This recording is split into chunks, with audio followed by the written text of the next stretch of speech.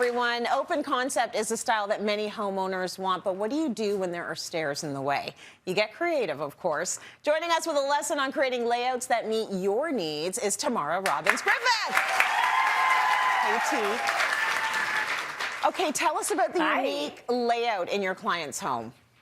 So these homeowners really wanted an open concept space and a large kitchen, and the design and engineering challenge was that we had to find another place in the house on the main floor to put a set of stairs to the basement.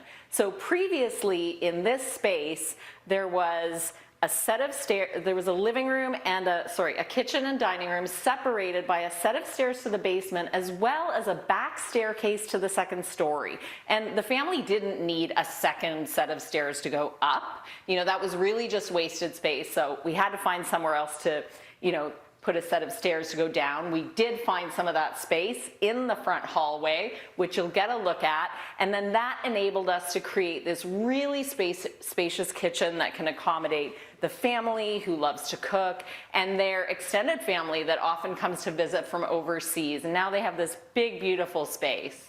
It is absolutely gorgeous. So walk us through that kitchen. Like that is an island. That's big. Yes, it really is. So, you know, we're so happy to give these clients the kitchen of their dreams, and we really wanted to do something to elevate kind of classic white cabinetry and kind of put a twist on that shaker style kitchen. So we have beautiful cabinetry in Swiss coffee, which is a Benjamin Moore color, one of our favorite off-whites, but we've kind of offset it with this dark pewter island. That gives it some grounding elements.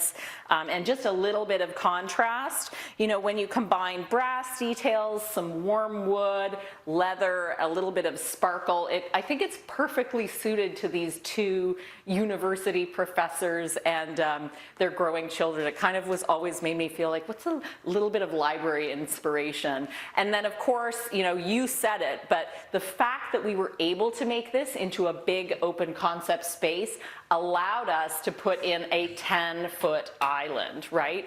So now they have tons of space for not only prep, but also dining in here. Now we have a beautiful sandy colored veining.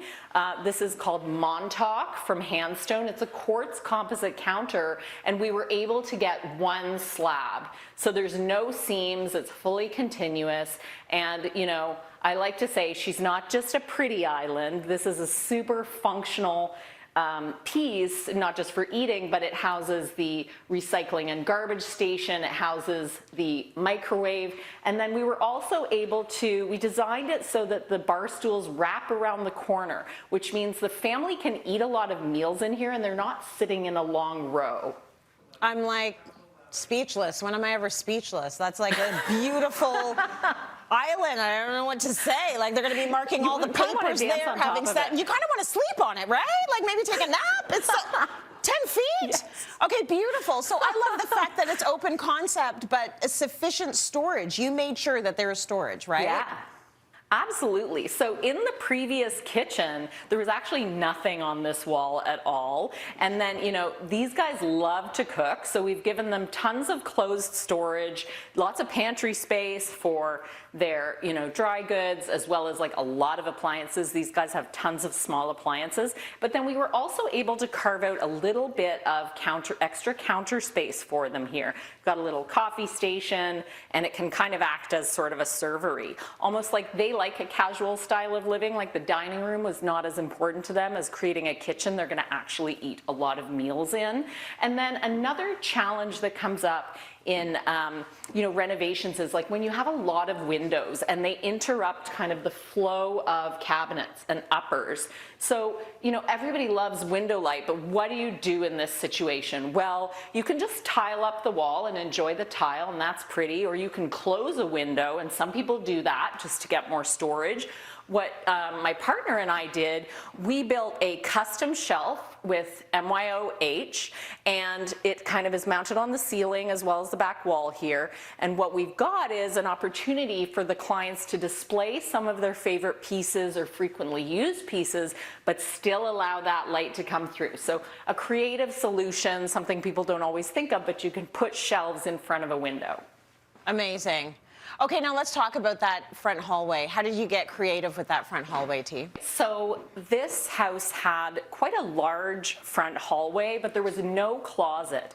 And, you know, it's not uncommon to then build a closet with, you know, millwork or even drywall. But in this house, because it's 120 years old, one of the things we wanted to do was really try and work with the existing architecture, blend it in, you know, make it look like it had always been there. And our contractor was so amazing at, you know, when we were doing demos, saving every door and piece of molding to reuse it. And so, you know, that's just one way to approach renovating an older home. And then, you know, it feels like this hall closet, which has tons of storage now, kind of feels like it's always been there. That is absolutely incredible. Tamara, thank you so much for that. You did really well by these clients. Thank you.